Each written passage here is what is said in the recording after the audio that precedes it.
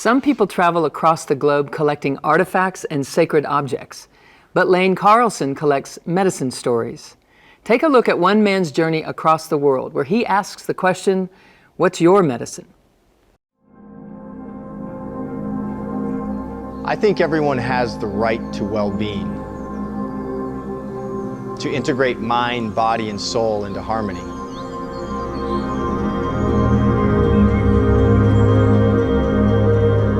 But the world throws a lot at you.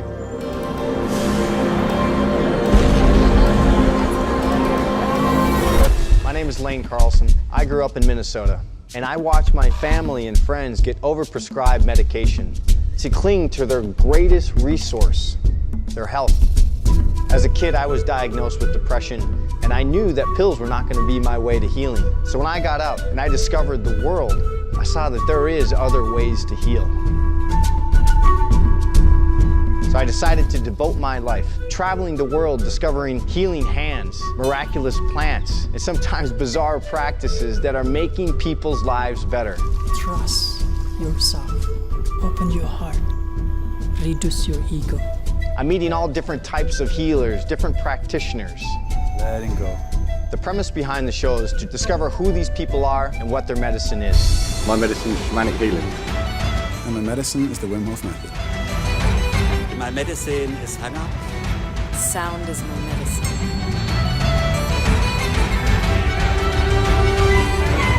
Healing isn't always easy.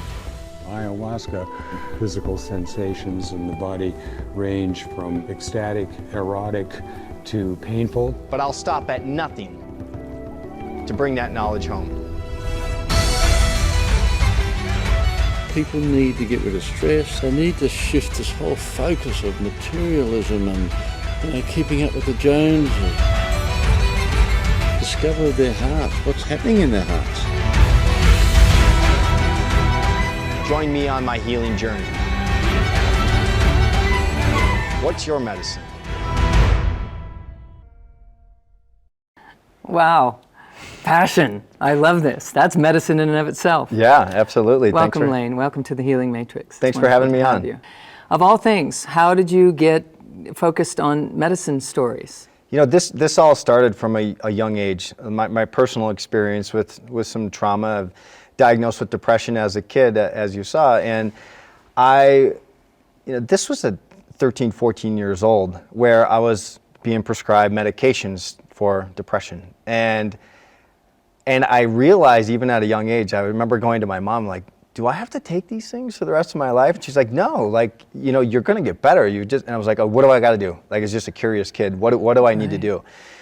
Go do happy things. Go do fun things for yourself. Take care of yourself. It's like easy, natural things to do. So I did that. I started doing that at a young age, and I stopped taking these, the medication. And when feelings of depression and anxiety were coming back into my life later on, going through a breakup, maybe the career wasn't going to where it wanted to, I had these feelings come up again, and I was like, uh-oh, here comes that darkness again. What do I need to do? And that's what really led me on the path. That's where I first found meditation. I've heard about it, but I never experienced it myself. I did a 10-day Vipassana meditation retreat, and I found, okay, this is good. This is grounding. This is for me to really come back into my body. And that's when then I went and discovered, and I found ayahuasca, and I was like, oh my. It's like a whole new world opened up for me in this healing world, and different healers and practitioners started coming into my life, and it was such a beautiful experience for myself. That's when I wanted to start sharing these stories, and that's what led me to start What's Your Medicine.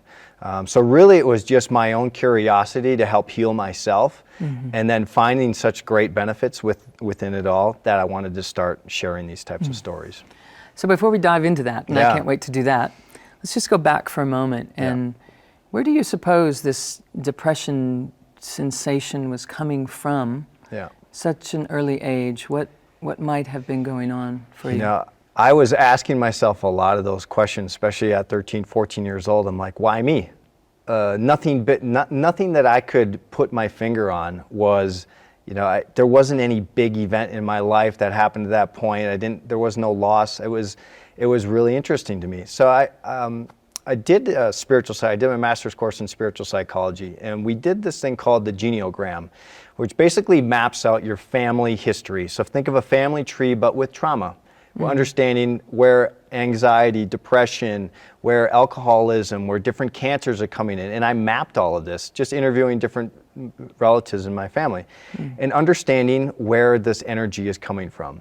And and I got to see, I was like, oh wow, no one ever talked about this in my family. A geniogram, understanding where all of these, the anxieties, depressions, the alcoholism, like all of this that was coming in, I'm like, here I am. Kind of at that focal point of all of this coming through. And I'm like, oh, okay. But I also understood why my mom and dad went through the same thing. A lot of family members went through this, but no one talked about it. Yeah. And so my job, where I felt was like, okay, well, this is not a bad thing. Let's talk about it. This is my job to kind of bring this to the forefront. And that's what I understand. It was an energy thing that was coming through. And I also researched a little bit on this. Is you also become a part of, think of your family as your tribe. So if you're witnessing your mom or your dad going through this, it's almost like this belonging. I'm going to take on this disease, or I'm going to take on this feeling because you have it as well, and now I belong to my tribe. To you. Yeah. And so there's a little bit of that in there as well. So that was my understanding of how this came into my being, and what I need to do in this lifetime to help heal that, and also heal that for next generations, because we don't want this to keep going on for other people. Right. Yeah. And science is certainly showing us today that we have an impact on genetically what we have inherited. We don't have to live that out. Right. If we just recognize the truth of who we are, that we're actually here to transform that into something new. Yeah. But at 13, at 11, at 10, at 5, we don't know that. We don't know how to do that. At 13, you're like, and I remember sitting down to go, to go to the doctor, and they're telling me, it was literally like a storybook. You're sitting in this big mahogany desk, and you're going in, and this person has zero connection with you, and they're like, well, as soon as you come in, they're writing on a prescription pad, it's prescriptions to Prozac, and I'm like, what just happened? I have no idea. I have no connection with this person. You know nothing about me, but you're prescribing me a medication at 13 years old. Yeah. Like bananas. You decide to take matters into your own hands. You moved into finding your medicine. Yeah. And how did you do that? How did you find your medicine? From the young age or from the older age? Yes. So I'll say both. So from the young age, I found my medicine when all it was that my mom planted a seed in my head. She said, you just need to do fun things for yourself. What makes you happy? I'm like, well, I love sports. I love to play baseball. I love to go outside. I like to run. I love to go do funny movies. She's like, go do that. You're going to get better. So it was her planting that seed of, this isn't going to last forever. This is temporary. We all go through these times of darkness, and you're going to be okay. Yeah. And so it was that glimmer of hope that she gave me. And sometimes that's all people need. She is kept like, the door open for you're you. going to be okay. Like, it's going to be fine. You need to start doing these fun things for yourself. And when that started coming up later on in life, I was like, okay, I know my body, I know this, but I also know my past had been, okay, I'm feeling bad, I'm going to go party, or I'm going to go hang out with my friends. I'm like, it just isn't me anymore. Yeah. I want to know what else is going on inside. And so it wasn't always the relationship that was the problem. It was, why is this coming up in my life? And I was able to discover a lot of that, a lot of my untruths that I was living, a lot of what my ego was telling me I should be.